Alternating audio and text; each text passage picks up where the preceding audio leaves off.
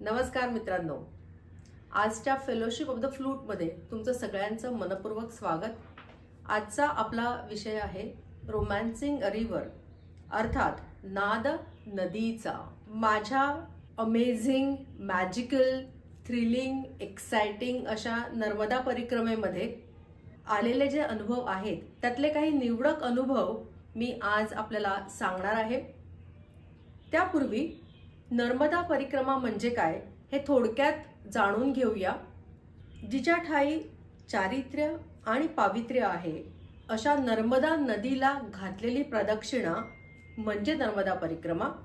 विश्वामध्ये केवळ एकच नदी आहे जिला परिक्रमा घातली जाते आणि ज्यामुळे पुण्यप्राप्ती सुद्धा होते। मी फेब्रुवारी 2022 मध्ये खंड परिक्रमा करण्याचा संकल्प घेतला आणि 3 खंडांमध्ये परिक्रमा करून डिसेंबर 2023 मध्ये हा संकल्प पूर्ण केला। अर्थात ही लौकिक अर्थाची भाषा आहे, कारण मी जाणून आहे की मी नाही चालले, माझा सखा माझ्यासाठी चालला, कृष्ण माझ्यासाठी चालला।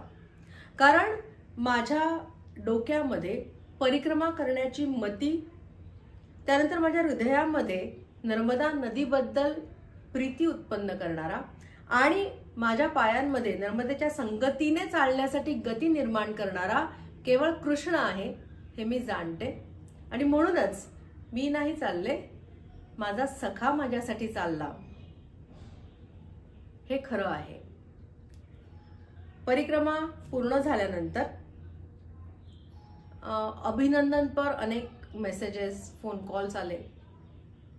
त्यामध्ये एक टिप्पणी अशीही कानावरती आली की अरे वा, अभिनंदन, आणि काहीतरी नवीन करण्याची तुझी जी हौस आहे ती आश्चर्यकारक आहे। हौस हा जो शब्द आहे ना, हा माझ्या स्मितहास्याला स्तब्ध करून गेला, पण हरवू शकला नाही। मी अंतर्मुख झाले। मी ऑलरेडी नदीच्या नादामध्ये माझं हृदय हरवलेलं आहे आणि अशा हृदयाला कोण हरवू शकेल। पण अंतर्मुख मात्र मी झाले, कारण खरोखर मला परिक्रमा करावीशी वाटणे आणि ऍक्च्युअली परिक्रमा करणे हा जो भावनिक प्रवास आहे याची जर का कारणमीमांसा मला व्यक्त करता आली तर अनेक हृदय याच्यातनं प्रेरित होतील। म्हणून हा भावनिक प्रवास उलगडून सांगण्याचा मी एक प्रयत्न करते आहे। पहिला आधार मला भगवद्गीतेचा घ्यावासा वाटतो आहे। त्यातला एक श्लोक आहे, तो उद्धृत करते। ध्यायतो विषयान् पुंसः संगस्तेषुपजायते, संगात् संजायते कामः, कामात् क्रोधोऽभिजायते। याचा थोडक्यात अर्थ असा आहे की विषयांचे चिंतन म्हणजे हौस आहे जी विनाशकारक आहे। श्रीकृष्णाचे चिंतन हा नाद आहे जो मंगलदायक आहे। म्हणजे जेव्हा आपण समाजासोबत तुलना करतो तेव्हा मनुष्याच्या मनामध्ये हौस निर्माण होते आणि ही हौस कपडे, राहणे, खाणे, पिणे म्हणजे राहणीमानावरती ती झळकू लागते। कालांतराने हौस बदलते आणि यामध्ये तुलना, इच्छा या इन्व्हॉल्ड असल्यामुळे स्ट्रेस निर्माण करणारी हौस असते आणि म्हणून ती विनाशकारक आहे। कारण आजचा सगळ्यात मोठा किलर आहे स्ट्रेस। परंतु नाद म्हणजे काय तर श्रीकृष्णाचे चिंतन करताना, इंट्रोस्पेक्शन करताना अंतःकरणामध्ये जो निर्माण होतो तो नाद। नाद हा काळानुसार म्हणजे दृढ होत जातो आणि निष्ठा बनतो। आणि नाद हा मनुष्याच्या कपड्यांमध्ये नाही तर कर्मांना सोनेरी झालर देतो। आणि जितकी वर्ष नादामध्ये मनुष्य घालवतो, व्यतीत करतो, तेवढा मनुष्य अधिक ऐश्वर्य संपन्न होतो, म्हणजे स्ट्रेस फ्री होत जातो, आनंदी जीवन जगू लागतो। माझा मूळ नाद हा श्रीकृष्णाचा आहे, त्याला ओळखण्याचा नाद आहे, त्याच्या सहवासात राहण्यासाठी, अधिक जवळ राहण्यासाठी जे जे करायचे आहे ते सगळं मी अतिशय विश्वासाने आणि निष्ठेने करीत होते. उदाहरणार्थ योगासनं, प्राणायाम, ध्यान, साधना, आळंदी ते पंढरपूर दिंडी वगैरे. एके दिवशी रात्री साधना करत असताना माझ्या डोळ्यासमोर एक तेजस्वी शुभ्र फूल प्रकटलं. ते फूल होतं गुलबकावलीचं. गुलबकावली मला म्हणाली, माझी कथा ऐकशील, माझ्याबरोबर प्रवास करशील. मी त्या आपसुक गुलबकावलीच्या मागे मी चालू लागले. अचानक शंखनाद ऐकू आला, त्या दिशेने मी गेले. तिथे मला एक रमणीय घाट दिसला. त्या घाटावरती नदीकडे बघत मी बसले, विसावले आणि निजले. मी घाटावर निजले, गुलबकावली माझ्या छातीवरती निजली. दुसऱ्या दिवशी सकाळी मी माझी रेग्युलर कामं चालू होती, तरी सुद्धा गुलबकावली माझ्या हृदयाला सतत खुणावत राहिली, जणू ती हृदयामध्ये रुजली होती. शेवटी न राहून मी नेटवरती सर्च मारला, तेव्हा मला अशी माहिती मिळाली की गुलबकावली हे फूल आणि झाड हे औषधी आहे. म्हणजे सांधेदुखीपासून ते डिप्रेशन पर्यंत सगळ्या आजारांवरती याचा उपयोग होतो. आणि हे झाड विंध्य पर्वतामध्ये आढळते, जिथे नर्मदा नदीचा पण उगम आहे. आणि मग माझ्या अंतःकरणाने दिलेला जो इशारा आहे तो मला स्पष्ट झाला की मला गुलबकावली सोबत म्हणजे मला नर्मदे सोबत चालायचं आहे, नर्मदेची कथा ऐकायची आहे, तिच्या संगतीमध्ये राहायचं आहे. आणि अशा रीतीने मी परिक्रमा सुरू केली. पहिलं पाऊल टाकलं आणि मला नदीचा नाद लागला किंवा जडला. कोणताही नाद हा लागत नाही, तो जडतो. आणि जो नाद जडलेला आहे तो जोपासणे हे साधं नाही, सोपं नाही आणि सरळ नाही. कष्टांशिवाय ते शक्य नाही. नर्मदा परिक्रमा करण्याचा संकल्प सुद्धा शारीरिक आव्हानं, मानसिक आव्हाने आणि अनिश्चितता, अनसर्टनिटी यांचा सामना करतच पूर्ण होऊ शकतो. नर्मदा परिक्रमा ज्यावेळी ओंकारेश्वर पासून सुरू होते तेव्हा माझ्या डोक्यामध्ये चित्र होतं. तशीच नर्मदा परिक्रमेची सुरुवात होती की बाजूने नदी वाहते, आपण चालतोय एका बाजूने, सुखद असं निसर्गरम्य पिक्चर होतं. परंतु चालत असताना आपल्याला कळतं की अनेक ओहळ नदीमध्ये मिसळत येतात, म्हणजे वाहत येतात आणि नदीमध्ये एकरूप होतात. त्यांच्यावरती उड्या मारून आपल्याला क्रॉस करायचे आहेत. नदीच्या किनाऱ्याला जी झाडे झुडपे आहेत ती बोचरी असतात, काटेरी आणि विषारी पण असतात. सो हळू हातांनी त्यांना शांतपणे बाजूला करून आपल्याला पुढे जायचं आहे. या झाडाझुडपांमधनं नजर उचलली की पुढे दिसतं की नर्मदेचा मोठा प्रवाह वाहतो आहे. सो यामधून जाण्यासाठी ऑलमोस्ट कमरेभर पाण्यामधनं चालत जावं लागणार आहे, काही किलोमीटर्स अंतर. नदीपासून नदीकडे येणारे जे उतार आहेत ते तीव्र आणि घसरडे आहेत. नदीपासून दूर नेणारे स्टीप चढ आहेत. त्याचसोबत सातपुडा पर्वत आहे, शुल्पाणी जंगल आहे, विंध्य पर्वत आहे, त्यामध्ये घनदाट जंगले आहेत आणि असे अनेक छोट्या छोटे जंगल, टेकड्या, हे सगळं परिक्रमेमध्ये आपल्याला पार करावं लागतं. सकाळी 6 वाजता परिक्रमा सुरू आपण केल्यानंतर मध्यान्हीपर्यंत पाठीवरती एक साधारणतः 8-10 किलोची सॅक आपली असते. मध्यान्हीपर्यंत शरीर आपलं सिग्नल देऊ लागतं की I am exhausted, I am drained, I am collapsing. आणि खरोखर एके ठिकाणी एका आश्रमामध्ये मी पहाटेच कोलॅप्स झाले होते. झालं असं की अतिशय कडाक्याची थंडी, त्यानंतर डासांच्या त्रासामुळे सतत कूस बदलावी लागणे आणि आश्रमाची उंच सखल जमीन, इरेग्युलर सरफेसवरती रात्रभर झोपल्यामुळे मी सकाळी उठले त्यावेळी माझ्या पाठीमध्ये जबरदस्त उसण भरली होती. इतकी जबरदस्त उसण होती, एवढ्या वेदना होत्या की मी उभी राहू शकत नव्हते. कशीबशी भिंतीचा आधार घेऊन उभी राहिले तर मला पाऊल पुढे टाकवत नव्हतं. तरी सुद्धा मी भिंतीचा आधार घेत, खांबांचा आधार घेत हळूहळू नळापर्यंत पोहोचले. पाण्याचा हबका मारला तोंडावरती. इतकं थंडगार पाणी होतं की हबका माझ्या चेहऱ्यावरती बसला, पण माझ्या पाठीमध्ये इतका जबरदस्त स्पाझम आला की मी काही मिनिटं स्तब्ध राहिले, हालचाल करू शकत नव्हते. मी नळाला धरून त्याचा आधार घेऊन स्तब्ध उभी राहिले. त्यानंतर मी परत तशीच कसं बसं माझ्या योगा मॅट पर्यंत येऊन बसले आणि मटकन खाली बसले.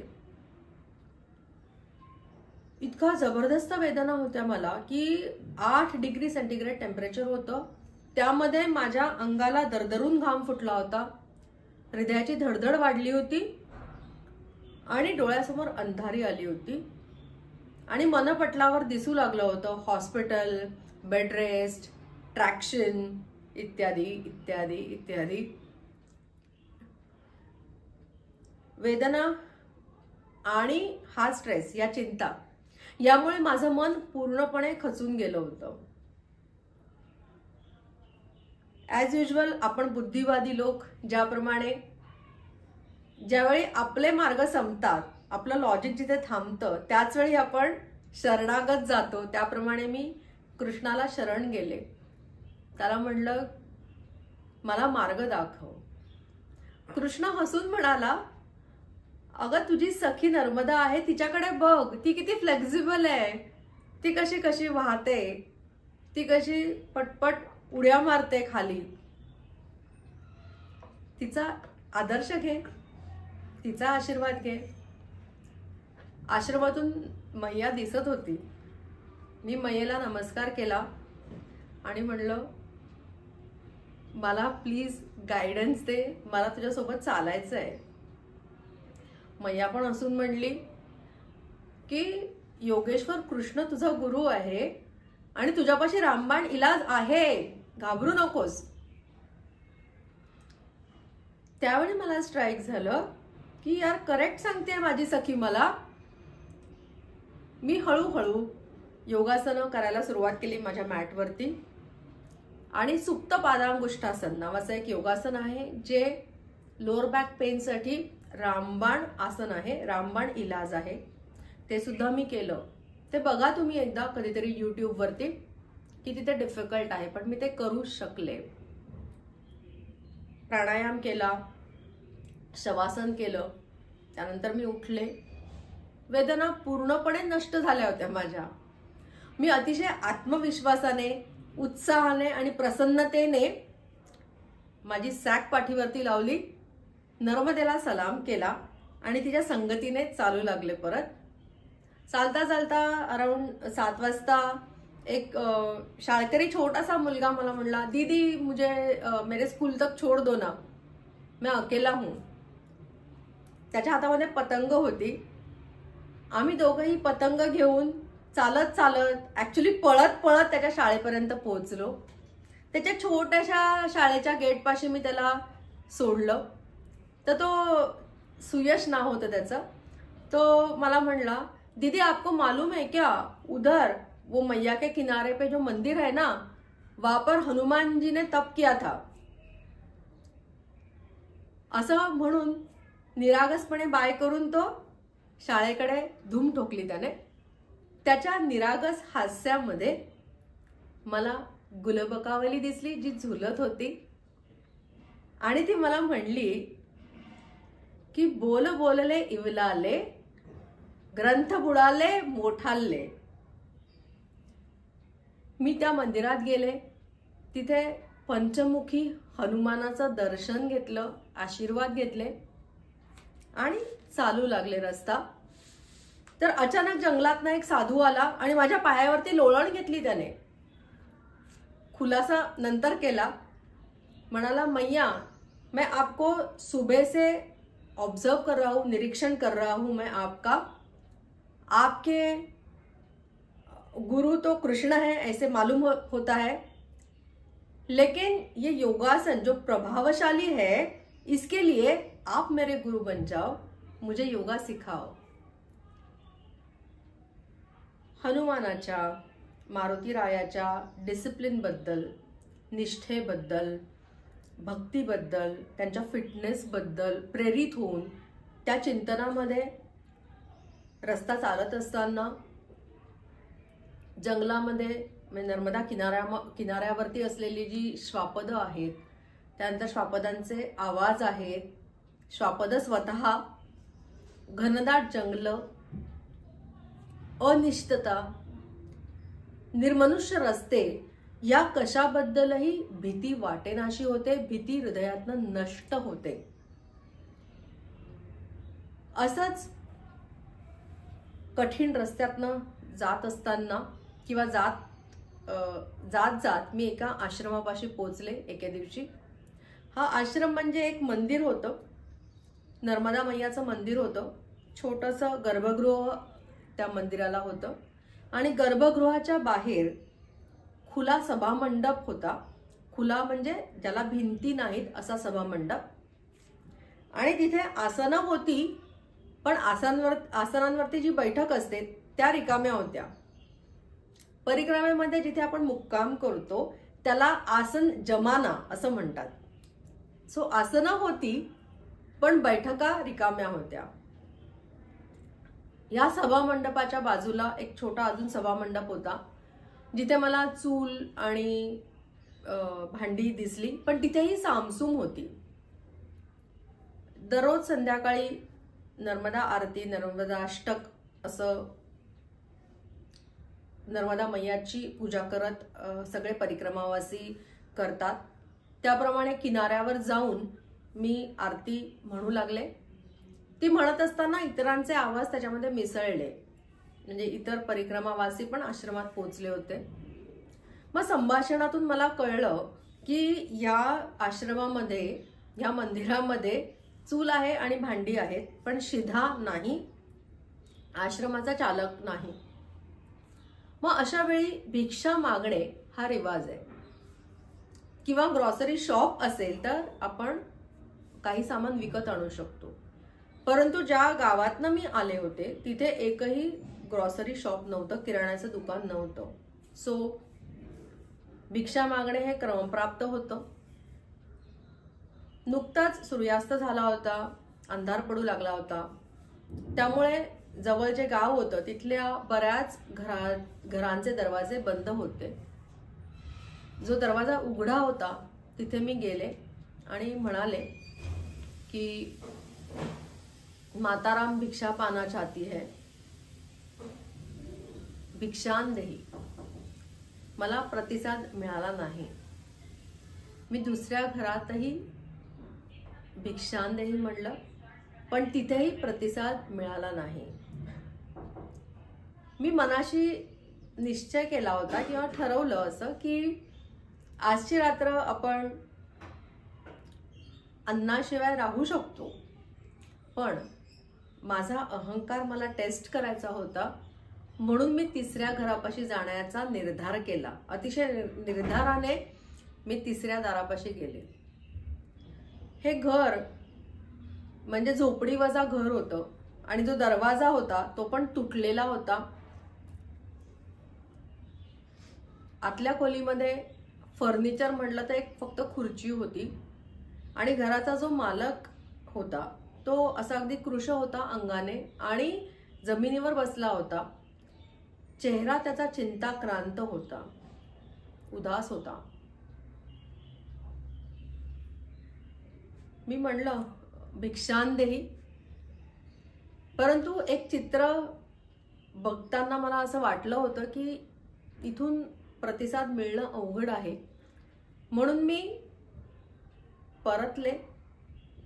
पण परतत असताना म्हणजे एक पाऊल मागे घेतलं आणि मला गृहलक्ष्मीचा आवाज आला आणि ती म्हणली, मैया रुकिए, रूखा सूखा है लेकिन आप ये भिक्षा पालो. असं म्हणत तिने माझ्या एका हातामध्ये 2 चमचे मीठ आणि दुसऱ्या हातामध्ये 2 चमचे साखर दिली. नर्मदे हर असं म्हणत मी तिथून निघाले. मी निघत असताना मी बघितलं की एक हवालदार त्यांच्या घराकडे गेला, घरामध्ये शिरला.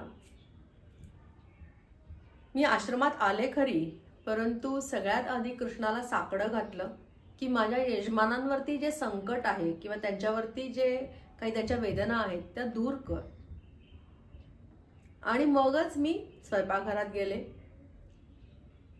तिथे सगळेजण स्वयंपाक करत होते. कुणाला त्यांच्याकडे मी बघितलं आणि मी मनामध्ये ठरवलं होतं की आज आपलं जेवण म्हणजे शिकंजी है विदाउट लेमन. पण माझ्या हातातला शिदा बघून सगळे जयघोष करू लागले, नर्मदे हर, नर्मदे हर, नर्मदे हर. मला कारण ज्यावेळी कळलं त्यावेळी मला पण खूप आनंद झाला. ते असं होतं की सगळ्यांना काही ना काहीतरी भिक्षा मिळालेली होती. कोणाला कणिक, कोणाला डाळ, कोणाला तांदूळ, कोणाला शेंगदाणे, पण साखर आणि मीठ याची कमतरता होती. ते कोणाकडेच नव्हतं, ॲब्सेंट होतं. सगळ्यांनी मिळून आम्ही स्वयंपाक केला आणि विलक्षण त्या दिवशी जेवण झालं आणि मनामध्ये, हृदयामध्ये एक समाधान निर्माण झालं. आणि दरवेळी जेव्हा भिक्षा मागून स्वयंपाक केलेला आहे तेव्हा हा अनुभव मला प्रत्येक वेळी आला आहे की हृदय जे आहे ते तृप्ततेनेच भरतं. पुढच्या दिवशी सकाळी माझे यजमान सगळ्यांसाठी ब्लॅक टी घेऊन आले. पहाटे पहाटे, before we start on the walk, सगळ्यांना ब्लॅक टी त्यांनी सर्व केला. आणि इतर परिक्रमावासियांना माझे यजमान सांगत होते कि ये मैया है, ये डॉक्टर मैया है, ये कल हमारे घर पे पधारी, जैसे नर्मदा जी की कृपा लेकर आई. ये आने के बाद कुछ मिनटों में मेरे ऊपर जो झूठा इल्जाम था चोरी का वो वापस लिया गया, मेरा सम्मान मुझे वापस मिला. तो मेरा एक रिस्पेक्ट दिखाने के लिए, मेरा प्यार दिखाने के लिए मैं सबके लिए ब्लैक टी लेकर आया हूं. ये प्लीज आप सब लोग पा लें. ब्लॅक टीचा गरम प्याला, कटिंगचा प्याला माझ्या हातामध्ये होता. त्याचा अरोमा जो होता तो गुलबकावलीचा होता. आणि चहा पिता पिता एक सहपरिक्रमावासी म्हणला, क्या सुंदर चाय मिली है इस युधिष्ठिर की तपोभूमि में, धर्मराज की तपोभूमि में. आय वॉज लाईक, मला समोर नर्मदा तीर दिसत होता. मला असं दिसलं की या तीरावरती धर्मराज बसले आहेत आणि त्यांना यक्ष प्रश्न विचारतोय की जगात सगळ्यात मौल्यवान धन कोणतं. आणि धर्मराजाने उत्तर दिलं की ज्ञान हे सर्वात मौल्यवान धन आहे. आणि ह्या मौल्यवान धनाला मिळवण्यासाठी, ज्ञानाला मिळवण्यासाठी ध्यान करत नर्मदेच्या संगतीने चालत असताना, अनेक ठिकाणी ध्यान करत असताना मी अशीच एका झाडाखाली ध्यान करत बसले होते लक्कडकाठच्या जंगलामध्ये. ध्यान केल्यानंतर मी म्हणजे संपल्यानंतर मी डोळे उघडले हळूहळू. तर माझ्यासमोर मांजरांचा कळप बसला होता, माकडांचा कळप बसला होता. आणि हा कळप शांत, स्थिर आणि निश्चल होता. त्यांचा म्होरक्या मला दिसला. त्याच्याकडे मी हळूवार नजरेने बघितलं. आमच्या नजरा एकमेकांना भिडल्या आणि त्याच्या नजरेतनं मला जो भाव मी वाचला तो असा होता की माताराम, तुमचं दर्शन झालं आणि आमच्या मरकट जीवनाचं सार्थक झालं.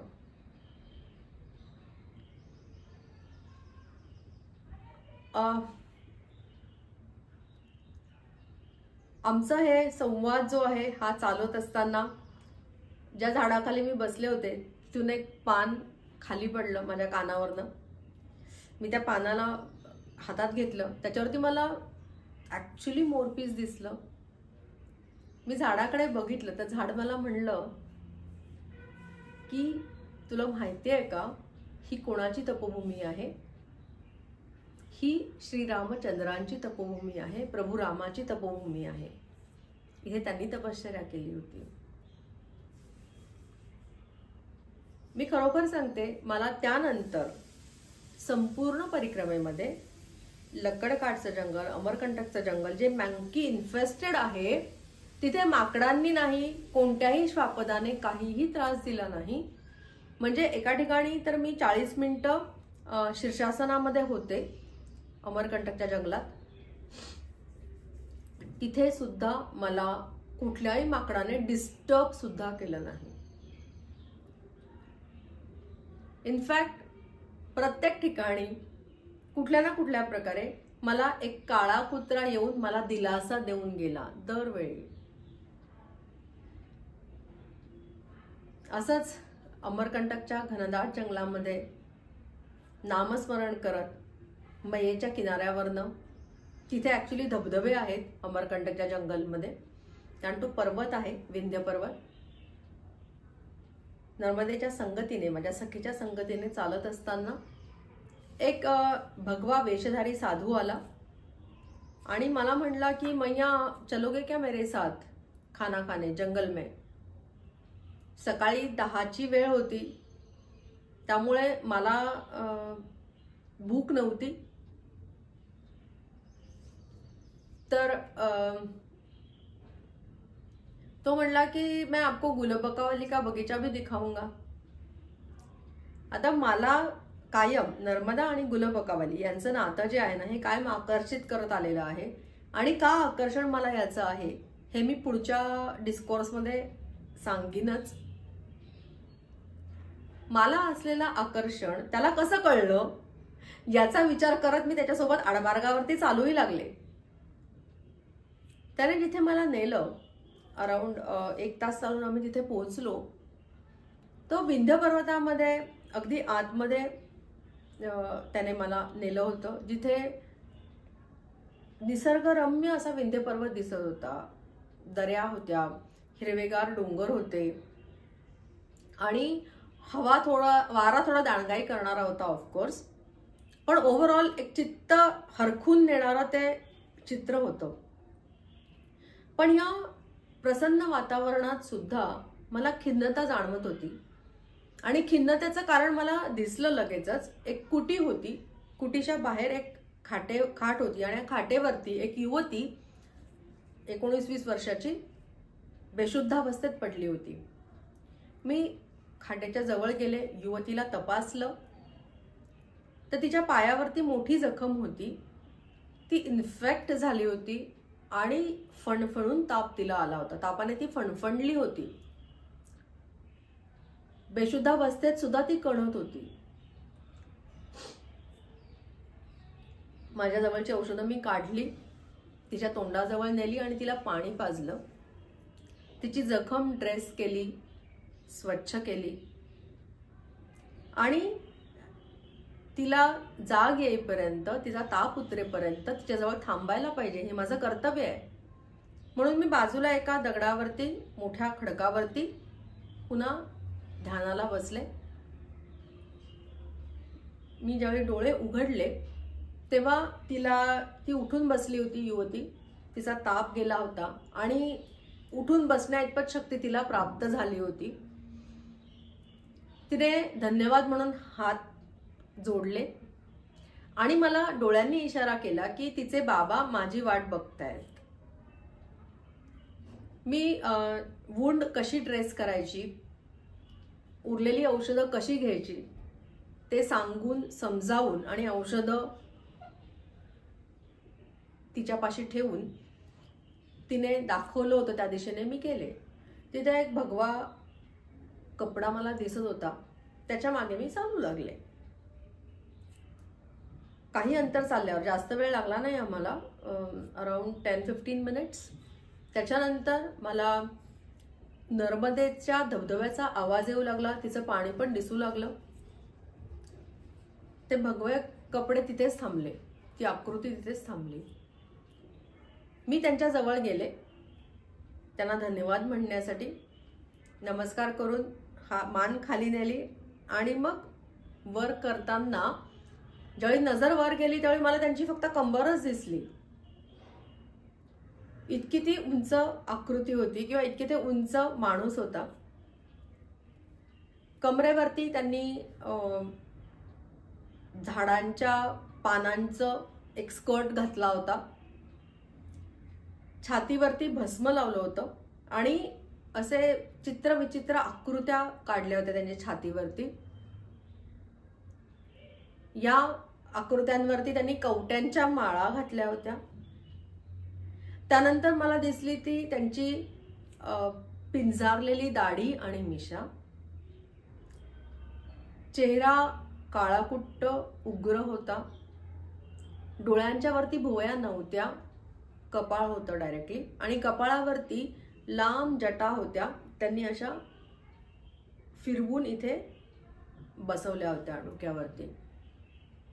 कपाळावरती मोठा लाल टिळा होता किंवा शेंदूर फासला होता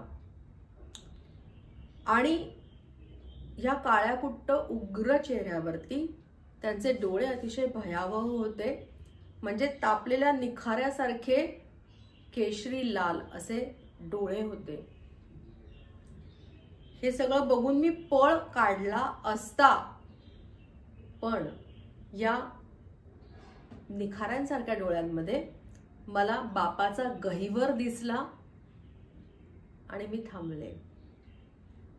याला यम म्हणावं, याला यती म्हणावं की यम म्हणावं, या विचारात असताना ती विभूती वाकली माझ्यासमोर नमस्कार करून. ती वाकली तेव्हा पण माझ्या खांद्यापर्यंतच होती. त्यांनी माझे हात हातात घेतले आणि आपल्या डोळ्याला लावले. त्यांच्या उष्ण अश्रूंचा स्पर्श माझ्या हाताला झाला आणि माझेही अश्रू थांबेनात. जणू नर्मदा साक्ष होती आमच्या या भेटीला. आणि नर्मदाचा जो धबधबा आहे तो मला असा जाणवला जणू काही नर्मदा कोसळते आहे धबधब्यामध्ये, पत्थरांमध्ये. या यतीच्या हातामध्ये जणू त्याची मुलगी झुलते आहे, जणू पर्वतामध्ये फुललेला गुलबकावलीचा बगीचा, असं मला ते दृश्य भासलं. आणि धबधबा बोलला, सखे, ही अश्वत्थाम्याची तपोभूमी आहे, इथे अश्वत्थाम्याने तप केलेला आहे, तो करीत आहे. मला भगवद्गीतेचा एक श्लोक इथे उद्धृत करावा असा वाटतोय before I take you ahead. तो असा आहे, कच्चिदेतच्छ्रुतं पार्थ त्वयैकाग्रेण चेतसा कच्चिदज्ञान सम्मोहः प्रनष्टस्ते धनंजय. याचा अर्थ असा आहे की जोपर्यंत मनुष्य शरणागत जात नाही तोपर्यंत त्याचा द्वंद्व नष्ट होत नाही, त्याचा मोह नष्ट होत नाही आणि तो स्ट्रेस फ्री होऊ शकत नाही, आनंदी जीवन जगू शकत नाही. मित्रांनो, अश्वत्थामा, तुम्ही, मी, आपण सगळे एकच आहोत. आपली अवस्था पण त्याच्यासारखीच आहे. म्हणजे नाती, यश, कीर्ती या सगळ्या मोहांमध्ये आपण अडकलेले आहोत, या सगळ्या दऱ्यांमधनं आपण फिरतो आहोत. कधीतरी आपण एखादी घटना सुखद घडली की आपल्या अहंकाराला बळ देतो आणि पुन्हा डिप्रेशनच्या खाईमध्ये कोसळतोय. We are all the same. आणि म्हणूनच नर्मदेने सांगितलं की अश्वत्थामा जेव्हा माझ्या किनाऱ्यापाशी तपश्चर्या करेल, जेव्हा तो शरणागत जाईल, तेव्हाच कुठल्याही तेलाने नाही तर माझ्या पाण्याने त्याची जखम भरेल. म्हणजे माझ्या पाण्यामुळे तो दुःखमुक्त होऊ शकेल. आणि म्हणूनच आपल्या सगळ्यांना सुद्धा जर का दुःखमुक्त आयुष्य जगायचं असेल, स्ट्रेस फ्री आयुष्य जगायचं असेल, तर परिक्रमा घडणं आवश्यक आहे. जसं अश्वत्थामा करतोय, आपण सगळ्यांनी करणं आवश्यक आहे. मग ही जी परिक्रमा आहे ही दरवेळी पायी चालणं नर्मदेच्या साक्षीने असं असणं गरजेचं नाहीये. जो नाद आहे नदीचा तो नदीचाच असला पाहिजे असं गरजेचं नाहीये. नाद हा प्रत्येकाच्या प्रकृतीनुसार वेगवेगळा असू शकतो, पण तो जपायला पाहिजे. जडल्यानंतर तो जोपासायला हवा. आणि हा एकदा नाद जडला तर तुम्ही स्ट्रेस फ्री आयुष्य जगू शकता, म्हणजे चिंतामुक्त आयुष्य जगू शकता, रोगमुक्त आयुष्य जगू शकता आणि व्यसनमुक्त आयुष्य जगू शकता. म्हणूनच आपण आनंदी जीवन, स्ट्रेस फ्री जीवन जगू शकतो. म्हणूनच मी असं म्हणते माझ्या परिक्रमेनंतर की नर्मदा ही सखी लई भारी आहे, नदीचा नाद हा लई भारी आहे. आणि यासाठी मिळालेलं गुरुचं मार्गदर्शन हे लई थोर भाग्य आहे, लई भारी भाग्य आहे. आणि हे भाग्य मला प्राप्त झालं यासाठी मी कृष्णाचे आभार मानते. कारण परिक्रमा चालताना, लक्षात घ्या, परिक्रमा चालताना मी एकटी नव्हते, आम्ही तिघे होतो. मी होते, नर्मदा माझी सखी होती आणि श्रीकृष्ण माझा गुरु माझ्यासोबत होता. सो आम्ही तिघं होतो परिक्रमेमध्ये. नर्मदे हर. नर्मदे